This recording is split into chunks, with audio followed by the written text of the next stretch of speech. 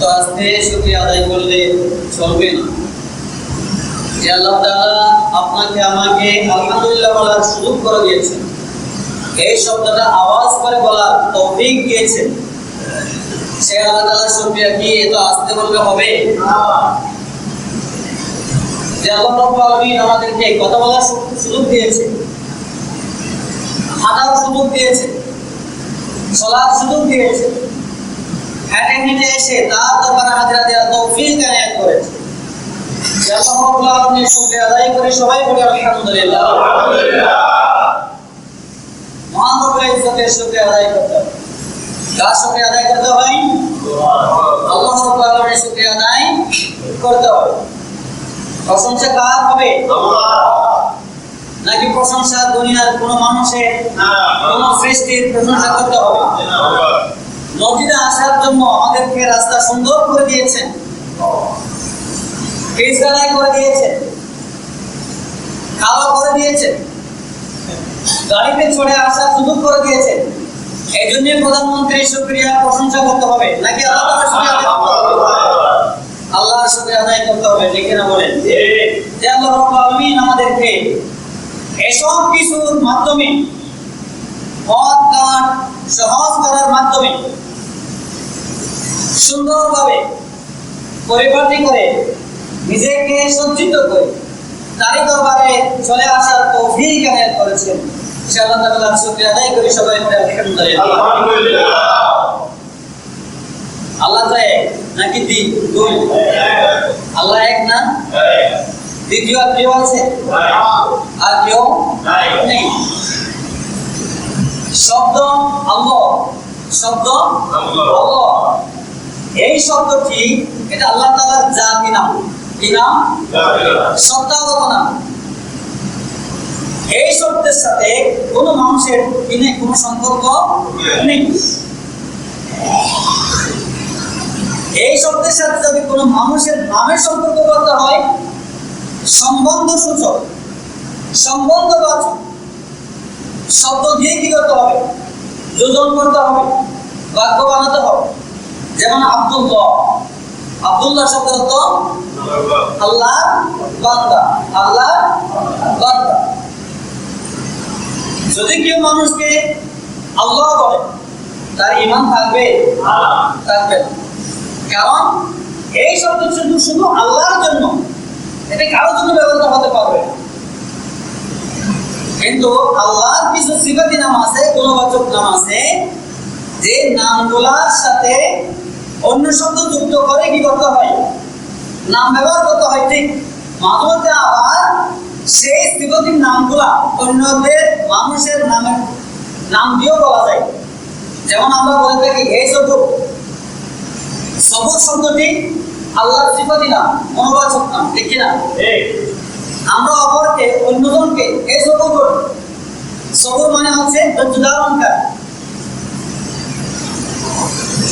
সবচেয়ে বেশি ধৈর্য ধারণ করা যে এই কাজটা করবে তাকে বলা হবে সবুর, তাকে বলা হবে কি? সবুর।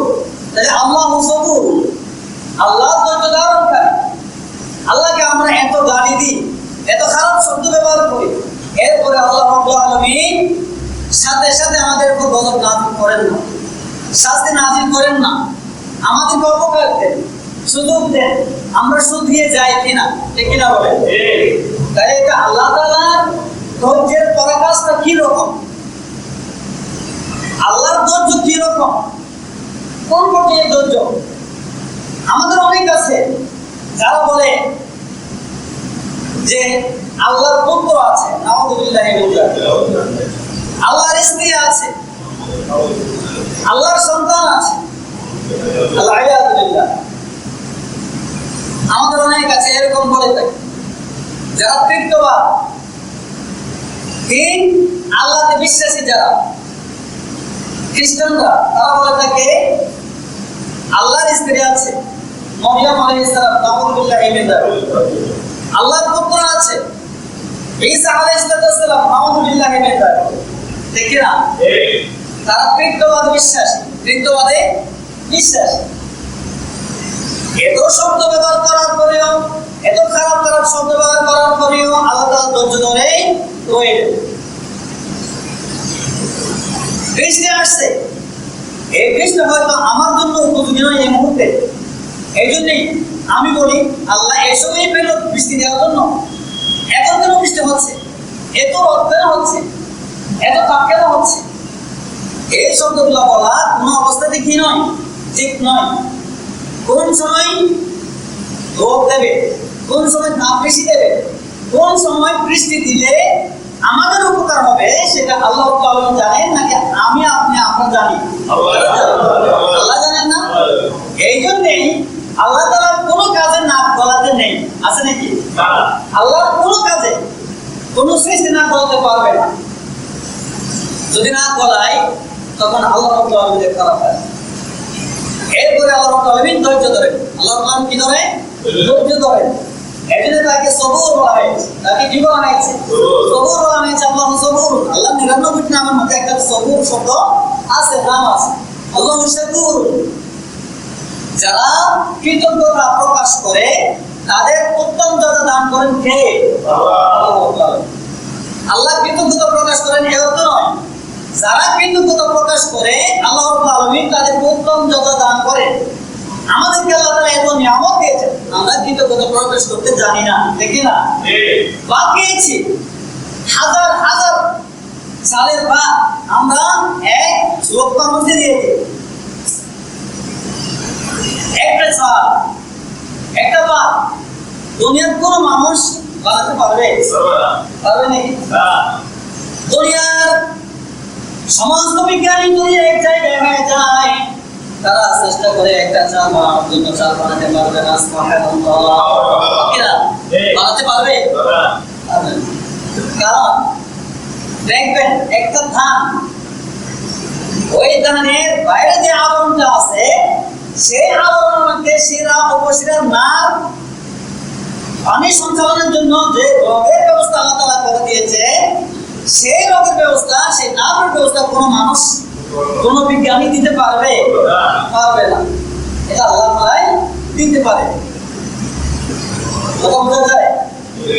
এই যে এতগুলো ভাত আমি খাচ্ছি, দেরি দেরি খাচ্ছি, কিন্তু শুকরিয়া আদায় করি না, একবার বলি না আলহামদুলিল্লাহ, একবার বলতে ইচ্ছা হয় না, ঠিক না? এরকম অনেক আছে। ইন্নাল ইনসানা লিরাব্বিহি লাকানুন, মানুষ হচ্ছে আর রবের একেবারেই অকৃতজ্ঞ। আর অন্যান্য সৃষ্টি পশু পাখি সবগুলোই আল্লাহ তাআলার শুকরিয়া আদায় করে, কৃতজ্ঞতা প্রকাশ করে। সুবহানাল্লাহ, আল্লাহ তাআলা তারিফ করে। সাবহানা লিল্লাহি মা ফিস সামাওয়াতি ওয়া ফিল আরদ।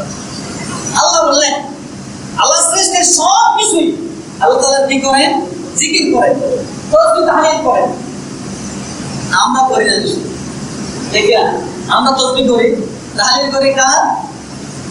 মাজারে গিয়ে বাবার কি করি? তাসবিহ করি। হিন্দুরা যেভাবে রাম রাম করে তাসবিহ করে, আমরাও সেভাবে কি করি? বাবা বাবা করে কি করি? তাসবিহ করি। আবার অনেক সময় ওই যে বলেছিলাম আমাদের আহারের ব্যবস্থা করেছে, আমার সন্তানের এই চাকরির কারণে আমার আহারের ব্যবস্থা হয়েছে। আমার সন্তানের চাকরি, আমার অমুকের চাকরি, আমার অমুকের ইনকাম, এই তসবিহগুলো করি, এই জিকিরগুলো করি, কিন্তু আল্লাহ যে তার মাধ্যমে অথবা আল্লাহ একমাত্র কি করেছে? এই খাদ্যের ব্যবস্থা করেছে, সেটা শুকরিয়া করার মাধ্যমে আমরা তাসবিহ আদায় করি না, ঠিক না বলে? তবে তাসবিহ মানে এই নয় যে আমরা শুধু তাসবিহ করে করে সুবহানাল্লাহ সুবহানাল্লাহ আলহামদুলিল্লাহ আলহামদুলিল্লাহ বলে বলে লা ইলাহা ইল্লাল্লাহ লা ইলাহা ইল্লাল্লাহ বলে বলে শুধু মসজিদে বসে থাকবো, এটা হতে পারে, ঠিক না? এরকম করে শুধু জিকির করার জন্য আমাদেরকে সৃষ্টি করা হয় নাই।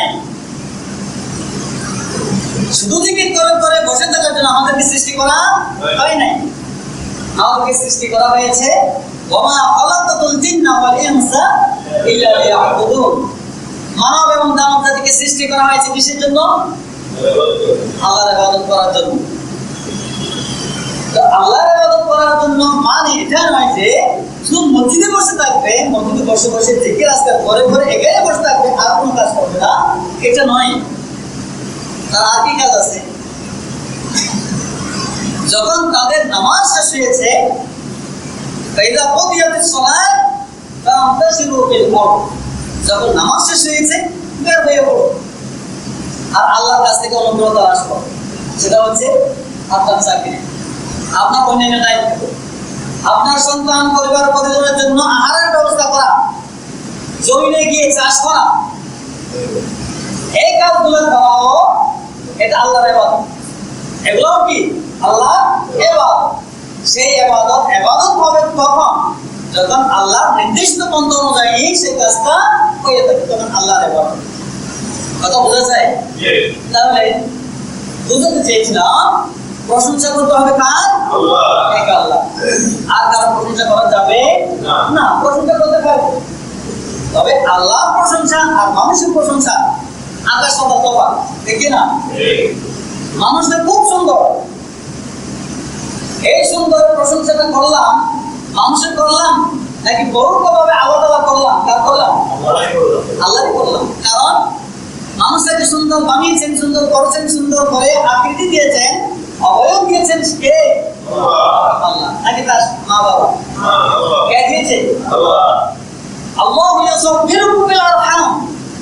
আল্লাহ তাআলা মায়ের গর্ভের মধ্যে, জরায়ুর মধ্যে সন্তানের আকৃতি দান করেন, দেখি না? আমাদের এই আকৃতিগুলো আমাদের বাবারা দেয় নাই, আমাদের মারা আমাদেরকে আকৃতি দেয় নাই। আকৃতি দিয়েছেন কে? আল্লাহ। আল্লাহ আকৃতি দিয়েছেন। প্রশংসা কার করলাম তাহলে? সুন্দর বলে আল্লাহ প্রশংসা করলাম।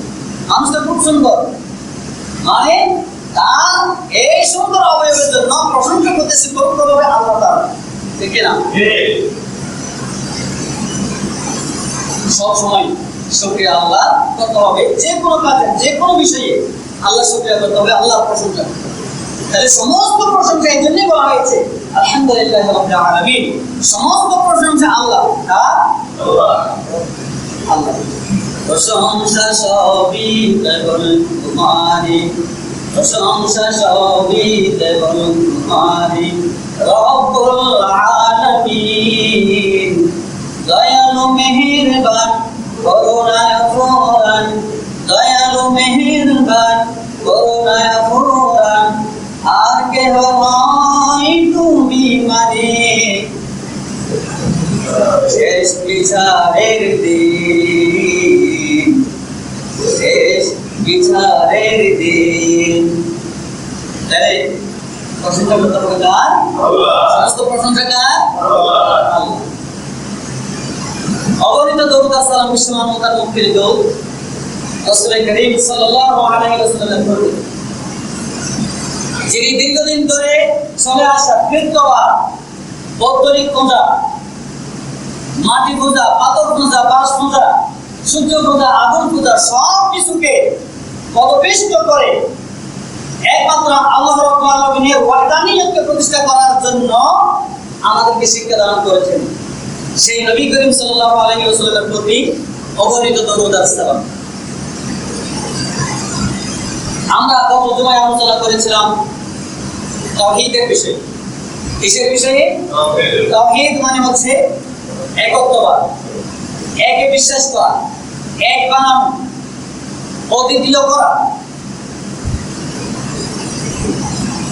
তাইলে কোনো কিছু যদি যুক্ত থাকে তাকে আলাদা করে এক করা, সেটাও তাওহীদ। সেটাও কি?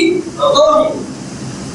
অনেকে মনে করতো আমার জ্ঞানদাতা একজন, আমার আহারের ব্যবস্থাকারী আরেকজন, আমাকে সৃষ্টিকর্তা আরেকজন, আমাকে নিঃশ্বাস প্রশ্বাস, শ্বাস নিঃশ্বাস ফেলা বা তোলার দায়িত্ব পালনকারী আরেকজন রব বা আরেকজন আল্লাহ, আরেকজন সত্তা আছে, এরকম আমাদের সমাজে বিশ্বাস করে আছে, ঠিক না? কিন্তু তারা মনে করে না যে, তারা বিশ্বাস করে না যে, তারা জানে না যে সব কিছু ঘুরিয়ে ফিরিয়ে সব কিছু করেন কে? আল্লাহ। কেউ করেন না। আপনাকে জ্ঞান দিয়েছেন কে? আল্লাহ। আপনাকে আহার ব্যবস্থা করেছেন কে? আল্লাহ। সুস্থ রেখেছেন কে? আল্লাহ। সব কিছু মূলে রেখেছেন কে? আল্লাহ। এই যে বিশ্বাস ছিল, এক একজন করে আমরা বিশ্বাস করতাম, সে বিশ্বাসকে বাদ দিয়ে পদদলিত করে শুধুমাত্র এক আল্লাহ সেই কাজগুলো করে, এই বিশ্বাসে একীভূত করা বা এই বিশ্বাসে বিশ্বাস করা, এটার নাম হচ্ছে তাওহীদ। এটার নাম হচ্ছে তাওহীদ, ইউনিফিকেশন, একত্ববাদ, একীকরণ। এরপরে আছে অ্যাসার্টিং ওয়াননেস। অ্যাসার্টিং ওয়াননেস, একত্ব ঘোষণা করা, ডিক্লারেশন দেয়া, একত্ববাদের ডিক্লারেশন দেয়া, সেটার নাম হচ্ছে তাওহীদ। আল্লাহ রাব্বুল আলামিন এমন সত্তা, কোন কাজে তার কোনো শরীক নেই, তার কোনো শরীক নেই। তিনি একাই কি করেছেন? সব কাজ করেছেন। তাহলে সব কাজের মধ্যে এক করা, সব কাজের মধ্যে এককে বিশ্বাস করা, সেটার নাম হচ্ছে তাওহীদ। সেটার নাম কি? তাওহীদ।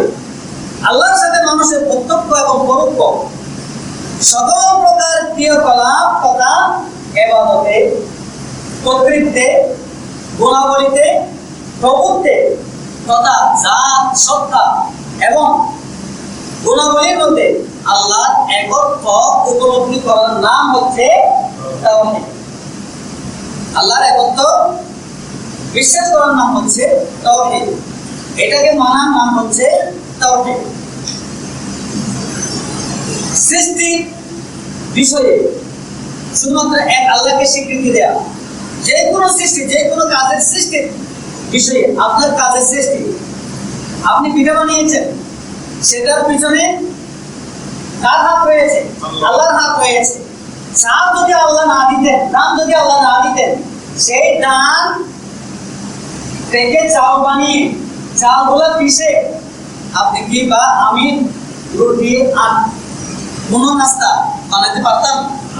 তাহলে সব নাস্তা, সব চাল বা অন্য কিছু খাবারের ব্যবস্থা যা আমরা করে থাকি, সব কিছু মূলে রয়েছে কে? আল্লাহ। সব সৃষ্টির মূলে রয়েছে আল্লাহ। আল্লাহর সৃষ্টিকে আমরা মাঝে মধ্যে মডিফাই করে আমাদের ব্যবহারের উপযোগী করি, ঠিক কি না? ধান আল্লাহর সৃষ্টি, গম আল্লাহর সৃষ্টি। ধানগুলা গাছ থেকে নিয়ে আমরা তো খেতে পারবো না, পারবো? নিচের দিকে যাবে না, আটকে যাবে। এগুলাকে তার পোশাকগুলো ছড়ানো এবং এগুলাকে ভাগ করে খাওয়ার উপযোগী করা, খাওয়ার উপযোগী করা, সেটাও সৃষ্টি, এক ধরনের সৃষ্টি। কিন্তু এই সৃষ্টি আল্লাহ সৃষ্টির মধ্যে কি আছে? পার্থক্য আছে। এগুলো মানুষরা কি করেছে? বানিয়েছেন। এটা বানিয়েছেন মানুষ, নাস্তা বানিয়েছে মানুষ, কিন্তু এগুলোর মূল রয়েছে কে? আল্লাহ। তাহলে এক আল্লাহকে স্বীকৃতি দেয়া, নিরবচ্ছিন্ন ভাবে তা অপূর্ণ হয়, তাকে কি বলা হয়? তাওহীদ বলা হয়। মহান আল্লাহ রাব্বুল আলামিনের পক্ষ থেকে বিশ্ববাসীর জন্য এই তাওহীদটা হচ্ছে এক অনন্য উপহার। অনন্য উপহার কি জন্য বলি? যদি অনন্য উপহার হিসেবে আমরা না ধরি, যার সাথে তুলনা করা চলে না, কোন কাজকে, কোন বিশ্বাসকে তাওহীদের মতো বিশ্বাসের সাথে তুলনা করা চলে না। এর কারণ হচ্ছে তাওহীদ মানে হচ্ছে একত্ববাদে বিশ্বাস করা, আর তাওহীদের বিপরীতে আরো অন্যান্য কিছুকে কি করা? বিশ্বাস করা। এটা অনন্য উপহার এজন্য বলি, এই যে সূর্য পূর্ব দিক থেকে উদিত হয়, এই কাজটা দীর্ঘদিন ধরে একজনে করেছে।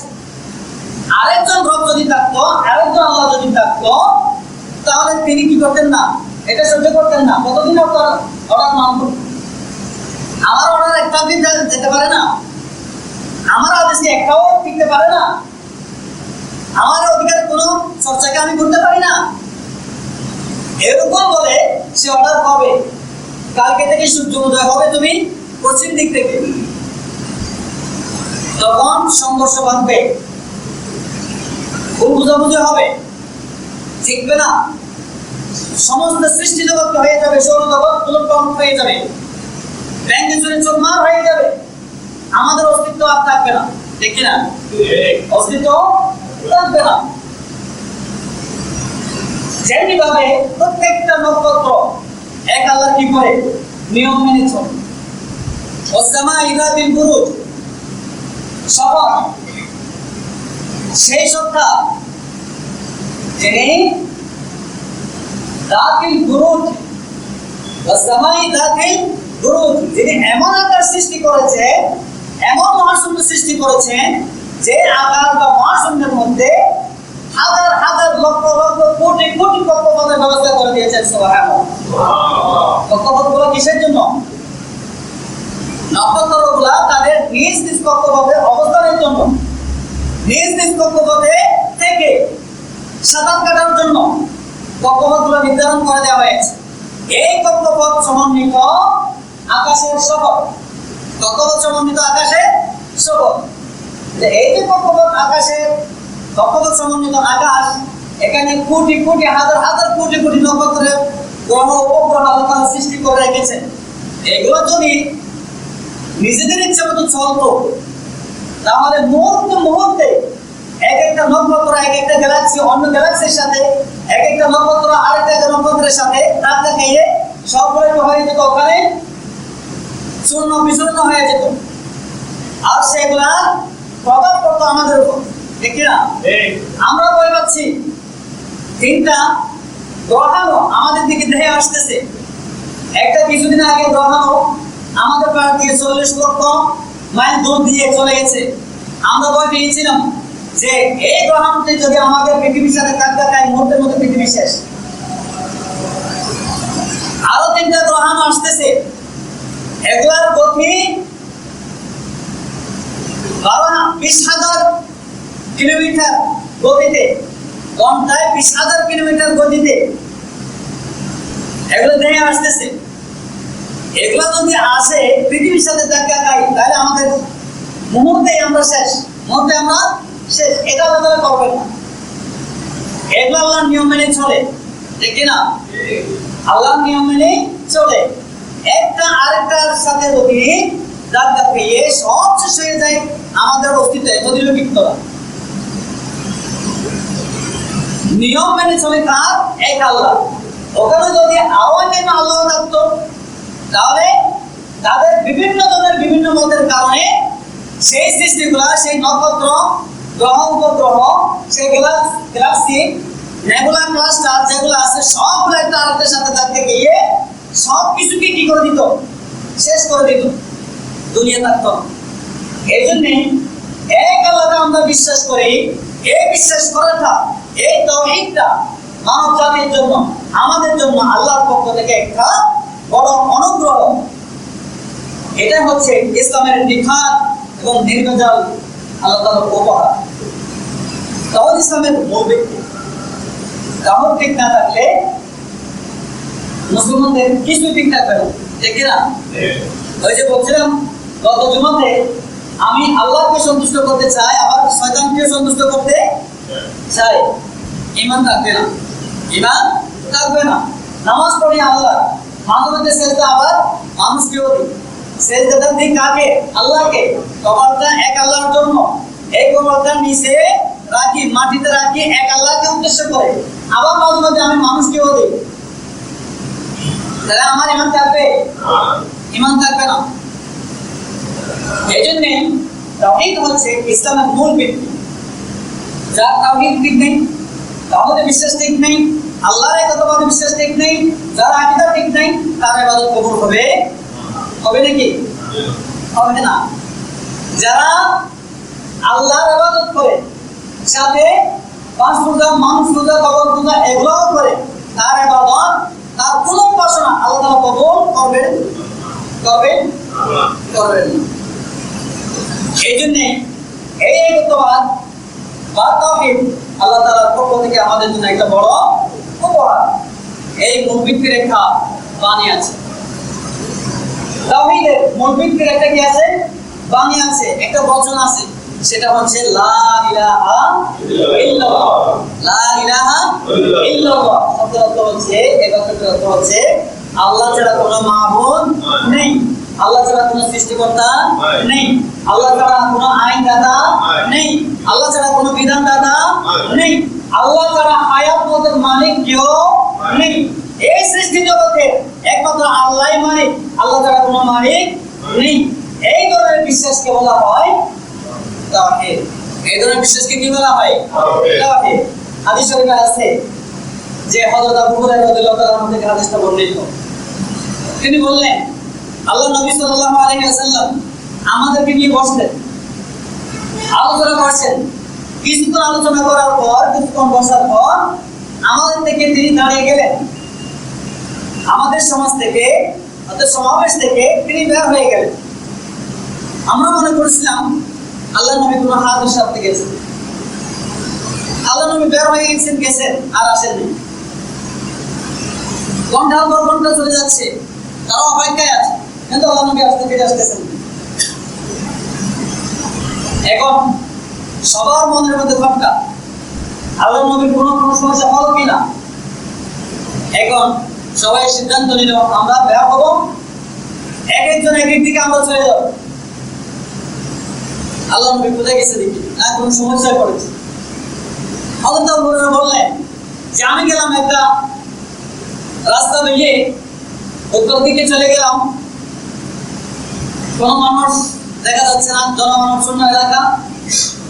যেতে যেতে একটা বাগান দেখলাম, বাগানের চারিদিকে করে দেখলাম কোনো দরজা নেই, গেট দেখা যাচ্ছে না, ঢুকবো ওখানে এরকম কোনো সুযোগ নেই। ওয়ালের নিচে দেখা যাচ্ছে একটা ছোট্ট একটা ছিদ্র আছে। কে বললেন? হযরত আবু হুরায়রা বললেন একটা ছিদ্র আছে, সুড়ঙ্গ পথ আছে, যে সুড়ঙ্গ পথ দিয়ে বৃষ্টির পানি বের হয়ে আসে। ওই পথ দিয়ে ঢোকার জন্য আমি চেষ্টা করলাম। আমার শরীরে চাইতে ওই সুড়ঙ্গ পথটা ছোট, আমাকে ঢুকতে হবে। আল্লাহ নবী ওখানে আছে কিনা দেখতে হবে, কোথাও তো দেখা যাচ্ছে না। সিদ্ধান্ত নিয়ে নিলেন ঢুকবেন তিনি। সেই সুড়ঙ্গ পথ দিয়ে তিনি ঢোকার চেষ্টা এভাবে করতেছেন যে তার বাসায় আমি স্ত্রীগালের মতো হয়ে গেলাম। কোন ছোট রাস্তা দিয়ে যাওয়ার সময় স্ত্রীগাল নিজের শরীরকে চিকন করে ফেলে, আমি সেভাবে আমার শরীরটাকে স্ত্রীগালের মতো চিকন করে সেই সুড়ঙ্গ পথে ঢুকে গেলাম কষ্ট করে। ঢুকে দেখলাম একটা বাগান, ভেতরে বাগান। ভিতরে ঢুকে আল্লাহ নবীকে দেখতে পেলাম, ওখানে আল্লাহ নবী বসা আছে। আবু হুরায়রা কোথা থেকে? হুজুর আপনি বের হয়ে আসছেন, অনেকক্ষণ ধরে ফিরতেছেন না, আমাদের অন্তরে সংখ্যা এসে গেছে, সন্দেহ এসে গেছে, ভয় এসে গেছে, কোনো কিছু হয়েছে কিনা। আমরা প্রত্যেকেই বের হয়ে গেছি, এক একজন এক এক দিকে গিয়েছে, আমি এদিকে এসেছি। ঠিক আছে, তুমি যাও। তুমি এই বাগান থেকে বের হয়ে রাস্তা দিয়ে যাওয়ার সময় প্রথমে যার সাথে তোমার দেখা হবে তাকে একটা কথা বলবে, মান ক্বালা লা ইলাহা ইল্লাল্লাহ দাখালাল জান্নাহ। আল্লাহ রাসূল সাল্লাল্লাহু আলাইহি ওয়াসাল্লাম, তুমি বলবে যার সাথে তোমার প্রথম দেখা হবে তাকে বলবে, যে ব্যক্তি এই কালিমাটা পড়বে, এই বাক্যটা পড়বে যে লা ইলাহা ইল্লাল্লাহ, আল্লাহ ছাড়া কোনো মাবুদ নেই, আল্লাহ ছাড়া কোনো ইলাহ নেই, বিধানদাতা, আইনদাতা, শাসনকর্তা, রাজা কেউ নেই, এক আল্লাহ। এই কথাকে তুমি বলো। তিনি খুশি হয়ে এই মহান বাণী, এই সহজ বাণী বলার মাধ্যমে যদি দাখালাল জান্নাহ হয়ে যায়, জান্নাতে ঢোকা যায়, তাহলে সহজ। লা ইলাহা ইল্লাল্লাহ বললেই জান্নাতে ঢোকা যাবে। এটা আল্লাহ নবীর ভাষা। কার ভাষা? আল্লাহ নবীর ভাষা। খুশি হয়ে চলে গেলেন, এত সুন্দর বাণী নিয়ে চলে গেলেন। বের হয়ে দেখতে পেলেন উমরকে, বাপ, এটা ইসলামের বাপ, এটা ইসলামের বাপ। বাপের সাথে দেখা। বের হওয়ার সাথে সাথে তাকে বললেন যে ক্বালা রাসূল সাল্লাল্লাহু আলাইহি ওয়াসাল্লাম, মান ক্বালা লা ইলাহা ইল্লাল্লাহ দাখালাল জান্নাহ। আমরা আরবি বুঝি না। উমরকে বলার সাথে সাথে দেরি করে নাই, ও সাহেবটা লাগিয়ে দিয়েছে তার পক্ষে। কাকে? আবু হুরায়রাকে। আবু হুরায়রার পক্ষে একটা কুশা লাগিয়ে দিয়েছে। এই কুশা লাগিয়ে দেওয়ার সাথে সাথে আবু হুরায়রা মাটিতে লুটিয়ে পড়বে। বাদের সামনে কথা। আবু হুরায়রা, তুমি এটা কি বলছো? এটা আমি বলি নাই তো। কে বলছে? এটা আল্লাহ নবী বলেছে। না, আল্লাহ নবী এই কথা বলে নাই, তুমি বলেছো এটা। আবু হুরায়রা বলতেছেন, বিশ্বাস করতেছেন। ওমর বললেন, তাহলে ঠিক আছে, আমাকে নিয়ে যাও। হযরত আবু হুরায়রা রাদিয়াল্লাহু তাআলা আনহু সেই সুরঙ্গ পথ দিয়ে ওমর রাদিয়াল্লাহু তাআলা আনহুকে সাথে নিয়ে গেলেন আল্লাহর নবী সাল্লাল্লাহু আলাইহি ওয়াসাল্লামের কাছে। ওমরকে দেখে আল্লাহর নবী ডাক দিলেন, ওমর তুমি কেন আসছো? ওমর আল্লাহর নবীকে ডেকে বললেন, ইয়া রাসূলুল্লাহ সাল্লাল্লাহু আলাইহি ওয়াসাল্লাম, আপনি কি আবু হুরায়রাকে কথা বলেছেন নাকি? আল্লাহর নবী বললেন, হ্যাঁ বলেছি তো। আবু হুরায়রা আবেদন দিয়ে দিলেন, হুজুর আপনি একটা বাক্য বলার জন্য বলেছেন, প্রথমে যার সাথে দেখা হয় তাকে বলার জন্য বলেছেন। আমি বাগান থেকে বের হয়ে দেখতে পেলাম ওমরকে, সে তো আমাকে গোসা মেরে শেষ করে দিল। আল্লাহ নবী বললেন, ওমর তুমি তাকে মারছো নাকি? হ্যাঁ মেরেছি তো। আপনি কি এই কথা বলেছেন? আল্লাহ নবী বললেন, হ্যাঁ বলেছি। তখন ওমর বললেন, ইয়া রাসূলুল্লাহ, যদি আপনি বলে থাকেন এটা ঠিক হয়নি। কে বললেন? ওমর বললেন, দু জাহানের সরদারকে, শরীয়তের প্রবর্তককে কে বলেছেন? ওমর বলেছে। ওমরের কথার সমর্থনে আল্লাহ তাআলা কোরআনের 22টি আয়াত নাযিল করেছেন। কয়টি আয়াত? 22টি আয়াত নাযিল করেছেন। এজন্য আল্লাহ নবী বলেছেন যে আমার পর যদি কোন নবী আসতো দুনিয়াতে, ওমর নবী হয়ে আসতো। সুবহানাল্লাহ। ওমর বললেন, ইয়া রাসূলুল্লাহ, আপনি কথাটা ঠিক করেন নাই। হ্যাঁ আচ্ছা যা, যখন বলেছেন তাকে এটা প্রচার না করাই ভালো। কারণ মানুষ এটা বলার উপর নির্ভর করে আর কোনো কাজ করবে না, নামাজ তো ছেড়ে দেবে, রোজা রাখবে না, ইসলামের মৌলিক কোনো কাজ করবে না, লা ইলাহা ইল্লাল্লাহ বলে সে জান্নাতে চলে যেতে পারবে। তখন আল্লাহ বললেন, হ্যাঁ এটা তো ঠিক, এটা কি ঠিক, তাহলে এটা প্রচার করি না। এখন শেষ হতে গেছে, এই হাদিসে প্রচার করা হয়েছে। তবে লা ইলাহা ইল্লাল্লাহ বললেই যে জান্নাতে যাবে এটাও নয়। মান ক্বালা লা ইলাহা ইল্লাল্লাহ, যে লা ইলাহা ইল্লাল্লাহ বলবে সে কোথায় যাবে? দাখালাল জান্নাহ, জান্নাতে প্রবেশ করবে। হিসাব নিকাশ আছে। এখানে বলে না যে মান তাকাল্লামা বা মান কাল্লামা মান ক্বারা লা ইলাহা ইল্লাল্লাহ, যে লা ইলাহা ইল্লাল্লাহ পড়েছে, মান ক্বারা মানে পড়া, যে লা ইলাহা ইল্লাল্লাহ পড়েছে দাখালাল জান্নাহ, এই কথা বলা হয় নাই। বলা হয়েছে মান ক্বালা লা ইলাহা ইল্লাল্লাহ। ক্বালার ভিতরে অনেক অর্থ লুকায়িত আছে। সে অনেক অর্থের মধ্যে প্রধান এবং সর্বোত্তম কথা হচ্ছে যে এই বাক্য অনুযায়ী নিজের জিন্দেগি করবে, নিজের আকীদা বিশ্বাসকে ঠিক করবে, এই কথার ভিত্তি অনুযায়ী তারপর জীবনকে গড়ে তুলবে, সে দাখালাল জান্নাহ, সে জান্নাতে যাবে। শুধু লা ইলাহা ইল্লাল্লাহ বললে ভিতরে যাবে না, জান্নাতে যাওয়া যাবে না। কথা বোঝা যায়?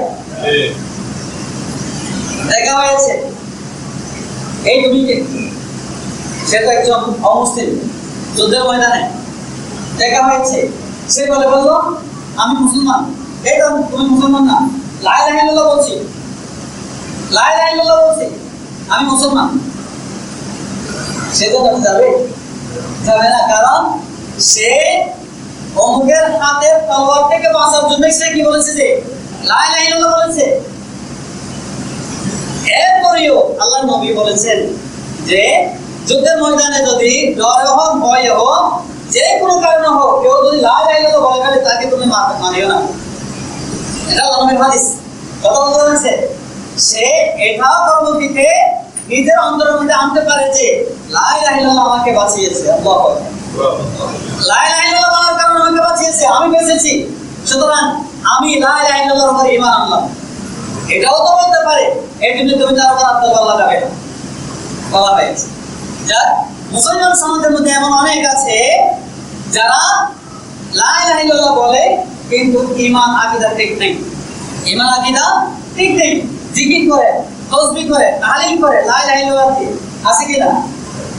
মানুষ মারা গেলে ওইবার 1,25,000 বার কি করে হুজুর এনে লা ইলাহা ইল্লাল্লাহ পড়িয়ে তাকে জান্নাতে পাঠিয়ে দেয়। এগুলো হবে? তার জীবনেও লা ইলাহা ইল্লাল্লাহতে বিশ্বাসী ছিল না। এক আল্লাহ ছাড়া কোনো মাবুদ নেই, আইনদাতা নেই, বিধানদাতা নেই, শাসনদাতা নেই, সংবিধান প্রণেতা কেউ নেই দুনিয়াতে। এক আল্লাহ সংবিধান প্রণেতা, ঠিক কিনা বলেন? সংবিধান প্রণেতা কে? এক আল্লাহ। দুনিয়ার কোনো মানুষকে যদি সংবিধান প্রণেতা কেউ মানে, এটা হবে তাগুত পূজা। এটা কি হবে? তাগুত পূজা। সেই তাগুত পূজা থেকে বাঁচানোর জন্য আল্লাহর নবী, সমস্ত নবী রাসূলগণ দুনিয়াতে এসেছে, ঠিক কিনা? সে তাগুত পূজা থেকে বাঁচানোর জন্য তার পুরো জীবনটা গেছে এই ধরনের বিশ্বাসের উপর। দুনিয়ার মানুষ মন গড়া মতামতের মাধ্যমে সংবিধান রচনা করেছে, সেটার উপর বিশ্বাস করেছে, সেটা অনুযায়ী তার জীবন গড়েছে, সেটা অনুযায়ী সে তার জীবনকে পরিচালিত করেছে। মৃত্যুর পরে এসে বলে যে আমার নামে তাহলিল করেও 1,25,000 বার, 2 লক্ষ বার তাহলিল করে আমাকে আমি যেন একটু জান্নাতে যেতে পারি, সম্ভব? ঠিক না বলেন? তার আমল ঠিক নেই, কাজ করে নেই, নামাজ পড়ে নেই, রোজা রাখে নেই, ইসলামের কোনো বিষয় মানে নাই, কোরআন মানে নাই, হাদিস মানে নাই, নবী রাসূলকে গুরুত্ব দেয় নাই, ইসলামকে গুরুত্ব দেয় নাই, কোরআনকে গুরুত্ব দেয় নাই, একমাত্র সংবিধান কোরআনকে তারা গুরুত্ব দেয় নাই। মৃত্যুর পরে সে জান্নাতে যেতে চায়, সে জাহান্নামে যাবে। কোথায় যাবে? হাজার নয়, লক্ষবার নয়, কোটি কোটি বার যদি তার নামে তাহলিল করা হয়, লা ইলাহা ইল্লাল্লাহ পড়া হয়, তাকে জান্নাত দেওয়া হবে না। ঠিক কিনা বলেন? কারণ কি? আমল ঠিক না থাকলে অন্য কেউ বললে কোনো কাজে আসবে না। এটা আমরা না জানিয়ে পড়ে থাকি কি মানুষ মারা গেলে তাহলিল পড়া, এটা আমরা জানি না, এই জন্য আমরা পড়ে থাকি। আমি কোনো আমল করি নাই, আমার নামে আপনি তাহলিল কোটি বার করেন, কবরে এ তাহলে আমাকে বাঁচাতে পারবে? পারবে না।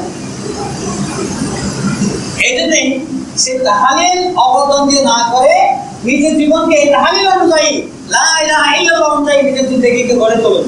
তাহলে কি হওয়া যাবে? পার পাওয়া যাবে না, পার পাওয়া যাবে না। এগুলো আমাদেরকে বিশ্বাস করতে হবে। সেই বিশ্বাসের নাম হচ্ছে তাওহীদ। সেই বিশ্বাসের নাম কি?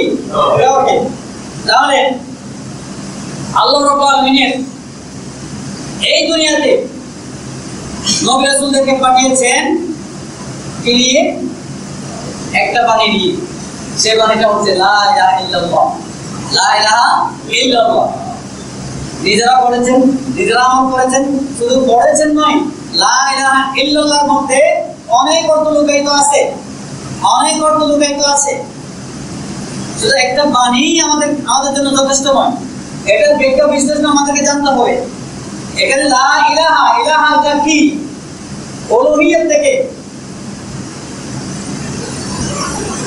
ইবাদত শুধু আল্লাহর জন্য হবে, আর কারোর জন্য হবে না। রব শুধু আল্লাহ, আর কেউ রব হতে পারবে না। যেমন আমরা দুনিয়াতে রব অন্যজনকে মানি, অন্যজনকে আমরা রব মানি না? আপনারা জানেন না, আমরা মেনে থাকি। যারা বিদেশে গেছেন, আপনাদের যারা কবিন আছে তাদেরকে কি বলেন? আরবাব বলে না? আরবাব মানে হচ্ছে রবের বহুবচন আরবাব। রবের বহুবচন কি? আরবাব। রবের বহুবচন বানিয়ে কোন মানুষকে আরবাব বলা হারাম করা হয়েছে। সূরা আল ইমরানের মধ্যে নিষিদ্ধ ঘোষণা করা হয়েছে, কোন মানুষকে আরবাব বলা যাবে না। তারা কি জানে না শব্দগুলো? জানে, তারা মানে পড়েছে, ইহুদি খ্রিস্টানদের মানে পড়েছে। এই জন্যই সেই ইহুদিদের ব্যবহৃত আরবাব, রুহবান, আহবার শব্দগুলো তাদের নিজেদের নামের পিছনে লাগিয়ে দিয়েছে, তারা আরবাব হয়ে গেছে। নাউযুবিল্লাহি মিন যালিক। আরবাব কোনো মানুষকে মানা যাবে না। কেন মানা যাবে না? সৃষ্টি করেছেন আল্লাহ। আল্লাহ লাহুল খালকু ওয়াল আমর। সৃষ্টি যার, আইনকার। সৃষ্টি যার, আইনকার। সৃষ্টি আল্লাহ, আইন মানুষের। ঈমান নেই, কথা বোঝা যায়? সৃষ্টি আল্লাহ, এই সৃষ্টি মানুষ, এই সৃষ্টি মানবে মানুষের আইন, তাহলে তার ঈমান নেই। কথাগুলো বোঝা যায়? এটা আল্লাহর ঘোষণা। আল্লাহ লাহুল খালকু ওয়াল আমর। সৃষ্টি যার, আইনকার। ইনিল হুকমু ইল্লা লিল্লাহ। আল্লাহর হুকুম ছাড়া, আল্লাহর আদেশ ছাড়া, আল্লাহর আদেশ নিষেধ ছাড়া আর কারো আদেশ নিষেধ মানা যাবে না। কারো আদেশ নিষেধ মানা যাবে না। কে নিয়ে হচ্ছেন রব? রবকে, রব হচ্ছেন সেই সত্তা যিনি চাওয়ার আগেই প্রয়োজনীয় জিনিসের ব্যবস্থা করে দিয়ে থাকেন। তিনি রব। দেখি না? আমরা দুনিয়াতে আসতেছিলাম, আল্লাহকে বলেছিলাম আমরা দুনিয়াতে গিয়ে খাবো, তো আমাকে একটা ডাল দেন না, বলেছিলাম? আমরা দুনিয়াতে গিয়ে দেখবো, দেখার দরকার আছে, আমাদেরকে দুটো চোখ দেন, বলেছিলাম কেউ? শ্বাস প্রশ্বাস তোলা ফেলার দায়িত্ব কাজ আছে, দুনিয়াতে গিয়ে বলে আমাদের কি করতে হবে? দুচিত্র একটা নাক দেন, আল্লাহকে বলেছিলাম? খাইতে হবে বিভিন্ন স্বাদের জিনিস, বিভিন্ন স্বাদের স্বাদ গ্রহণ করতে পারে, বলতে পারে, এমন একটা জীব আমাদেরকে দিয়ে দেন, আমরা কি আল্লাহকে বলেছিলাম? আমার দরকার হবে, আপনার দরকার হবে, মানুষের দরকার হবে, সৃষ্টির দরকার হবে, জানেন কে? জানেন কে? স্রষ্টা আল্লাহ জানেন, তিনি সৃষ্টি করেছেন, তিনি জানেন সৃষ্টির প্রয়োজন কি রয়েছে, এই প্রয়োজন মেটাতে তার কি কি প্রয়োজন রয়েছে, সেই সব কিছু প্রয়োজনের ব্যবস্থা যিনি আগেভাগে করে দেন তার নাম রব। ঠিক কিনা বলে? আপনি বিদেশে যাবেন, সব কিছুর ব্যবস্থা, শ্বাস প্রশ্বাস থেকে শুরু করে সব কিছুর ব্যবস্থা আপনার কবিরে করে দেবেন, এটা করে দিতে পারেন? পারবেন? পারবেন না।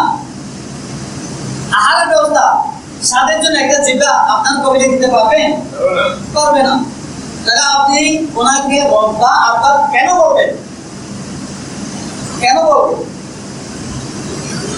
বলছে এখানে আসবি না, বলছে 1000 বার আসবো, কি করবি? এরকম বলি না? 1000 বার বলেছে 100 বার আসবো, এরকম বলি না আমরা? এখন কি করছে কবিলদেরকে? শুধু সে একজন রব নয়, সে হাজার রবের মতো রব, এজন্য তাকে আব্বা বলে। তার মানে তার এক রবের গুণ নয়, অনেক রবের গুণ তার মধ্যে বৈশিষ্ট্য আছে, এটা বোঝানোর জন্য তাকে আব্বা করে বহুবচন ব্যবহার করে। কথাগুলো বোঝা যায়? রব একটা বলতেছে না, তাকে আরবাব বলতেছে। আরবাব মানে কি বলছি? রব সমূহ, এটা বহুবচন। একজন লোককে অনেক লোক বানানো, অনেক বৈশিষ্ট্যের মাধ্যমে তাকে আরবাব বানানো, এটা আরো জঘন্য। রবের উপর আরবাব বলা এটা আরো জঘন্য। 1000 বার আসা, লক্ষ বার আসা, 100 বার আসা, সে একজন নয়, একাই 100। তাকে আরবাব বলা হয়ে থাকে, তাহলে ঈমান থাকবে না। এই জন্যই তো আল্লাহ তাআলা সূরা ইউসুফের 106 নম্বর আয়াতে বলেছেন, ওমা ইউমিনু আকতারুহুম বিল্লাহ ইল্লা ওয়া হুম মুশরিকুন। যারা আল্লাহর উপর ঈমান আনে, আল্লাহকে বিশ্বাস করে, তারা নিজেরা জানে না যে তাদের অধিকাংশই মুশরিক, তাদের অধিকাংশই মুশরিক। কিভাবে? নিজের কবিরকে আরবাব বলতেছে, সে বলতেছে আল্লাহকে সরাসরি ডাকতে হবে না, তাকে মাধ্যম দিয়ে ডাকতে হবে, ফির দিয়ে ডাকতে হবে, হুজুর দিয়ে ডাকতে হবে, মাধ্যম দিয়ে ডাকতে হবে। যেমন প্রধানমন্ত্রীর কাছে যাইতে তার সম্পর্ক, তার সাথে সম্পর্ক আছে এমন ব্যক্তির সাথে যেতে হবে। তারা মনে করে যে আল্লাহর সাথে যোগাযোগ করতে চাইলে, আল্লাহর সান্নিধ্য পেতে চাইলে, আল্লাহর তকররুব হাসিল করতে চাইলে, আল্লাহকে পেতে চাইলে মাজারওয়ালাকে লাগবে, মূর্তি লাগবে, কোন মানুষকে ধরতে হবে, পীরকে ধরতে হবে, সে আমাকে আল্লাহ পর্যন্ত দেবে না। আল্লাহ বলছেন যে উদউনি আস্তাজিব লাকুম, উদউনি আস্তাজিব লাকুম, তোমরা আমাকে সরাসরি ডাকো, আমি সাড়া দেব। কে বলেছে এটা? আল্লাহ বলেছে। উদউনি, তোমরা আমাকে ডাকো, আস্তাজিব লাকুম, তোমাদের ডাকো আমি সাড়া দেব। আল্লাহ তো কোনো মানুষ না, মানুষের বৈশিষ্ট্য আল্লাহ নয়, এবং আল্লাহর বৈশিষ্ট্য মানুষের মধ্যে নেই। সব কিছুর ব্যবস্থাপনা করে দেন এক আল্লাহ। সে আল্লাহর কাছে যেতে কোনো মানুষের দরকার নেই, কোনো মাধ্যমের দরকার নেই। হ্যাঁ, আল্লাহকে চেনার জন্য, রাসূলকে চেনার জন্য, তাওহীদকে চেনার জন্য, ইসলামকে জানার জন্য, কোরআন হাদিসকে জানার জন্য একজন মানুষের কাছে, একজন জ্ঞানীর কাছে, একজন আলেমের কাছে শিক্ষা গ্রহণ করা। শিক্ষা গ্রহণ করা এই নয় যে তিনি আমাকে আল্লাহ পর্যন্ত পৌঁছে দেবেন, তিনি আমাকে আল্লাহর পাকড়াও থেকে বাঁচাবেন, আল্লাহর শাস্তি থেকে বাঁচাবেন, আল্লাহর গজব থেকে বাঁচাবেন, এটা সম্ভব নয়। ঠিক কিনা বলেন? এটা সম্ভব না। তাহলে আপনি ফিরে যাবেন কি জন্য? দিনকে বোঝার জন্য, ইসলামকে বোঝার জন্য। কাল কিয়ামতের ময়দানে কোনো পীর আপনাকে বাঁচাতে পারবে না, কোনো বলে আপনাকে আমাকে বাঁচাতে পারবে না যদি আমার আমল না থাকে, আমার দিন না থাকে, আমার ঈমান না থাকে, দুনিয়ার কেউ আমাকে বাঁচাতে পারবে না। অনেকে মনে করে যে কবরের মধ্যে যিনি আছেন, মাথার মধ্যে যিনি আছেন, তার শক্তি দুনিয়ার শক্তি চাইতে বেড়ে গেছে। নাউযুবিল্লাহি মিন যালিক। তার মানে তারা এভাবে ব্যাখ্যা করেন যে দুনিয়াতে থাকা অবস্থায় পরিবার পরিজনকে সময় দিয়েছে, এই জন্য আমাদেরকে সময় দিতে পারে নাই। আর কবরে যাওয়ার পরে তাকে তো পরিবারকে সময় দিতে হচ্ছে না, দুনিয়ার মানুষকে অন্য মানুষকে সময় দিতে হচ্ছে না, বাজার করতে হচ্ছে না, চাকরি করতে হচ্ছে না। তিনি তো কবরে আছেন, আমি যখন দেব তখন আমাদের সব কিছু তিনি সাহায্য সহযোগিতা করতে পারবেন। তার অনেক শক্তি, অনেক ক্ষমতা বেড়ে যাবে। তার ঈমান থাকে। ইযা মাতাল ইনসান ইনকাতা আমালু, যখন মানুষ মারা যাবে তার সমস্ত কাজ করার ক্ষমতা আল্লাহ তাআলা পালন করে নেবেন। কোনো কাজ করার ক্ষমতা থাকবে না, নামাজ পড়ার সুযোগ থাকবে না, রোজা রাখার সুযোগ থাকবে না, ওখানে থাকবে নাকি? রোজা রাখার সুযোগ থাকবে না, কোনো ভালো আমল করার ক্ষেত্রে কিনে আর সুযোগ নেই। কোনো দিতে পারবে না, কোনো নবীও করবে না, কোনো অলিও করবে না, কেউ করবে না, কোনো আমল করবে না। ওখানে আমল করার কোনো সুযোগ নেই। যে আমলগুলো দুনিয়াতে করা হয়েছিল, দুনিয়া থেকে যাওয়ার আগে করেছিল, সে আমলগুলো যদি ভালো হয়ে থাকে তাহলে তাকে কবরের শাস্তি থেকে বাঁচানোর জন্য ওই আমলগুলো কাজ দেবে। কথা বোঝা যায়? দুনিয়াতে যদি কোনো ভালো কাজ করে থাকে, সে ভালো কাজ গুলায় তাকে কবর আযাব থেকে, জাহান্নামের আযাব থেকে বাঁচানো সহযোগিতা করতে পারে। না হয় আর কোনো কাজ করা ওখানে সম্ভব নয়। এই যে এক আল্লাহকে বিশ্বাস করা যে কোনো কাজে, এটা নাম তাওহীদ। আমাদের উচিত হবে প্রতিটা বিষয়ে, প্রতিটা কাজে এক আল্লাহকে বিশ্বাস করা, এক আল্লাহকে বিশ্বাস করা। শুধু বিশ্বাস নয়, সেই মতে নিজের জিন্দেগি কি করা, নিজের আমলে জিন্দেগি কি করা, এটার নাম হবে তাওহীদ। আল্লাহ রাব্বুল আলামিন আমাদের সবাইকে তাওহীদের বিষয়ে কোন জ্ঞান অর্জন করার মাধ্যমে আমাদের ঈমানকে, আমাদের চরিত্রকে, আমাদের আকীদা বিশ্বাসকে সংশোধন করার মাধ্যমে, চরিত্রকে সুন্দর করার মাধ্যমে, নৈতিক চরিত্রকে আরো সংশোধিত করার মাধ্যমে এক আল্লাহকে পাওয়ার পথ অবলম্বন করার আল্লাহ তাআলা আমাদেরকে তৌফিক দান করুন। আমিন। ওয়া আলহামদুলিল্লাহি রাব্বিল আলামিন। আসসালামু আলাইকুম ওয়া রাহমাতুল্লাহ।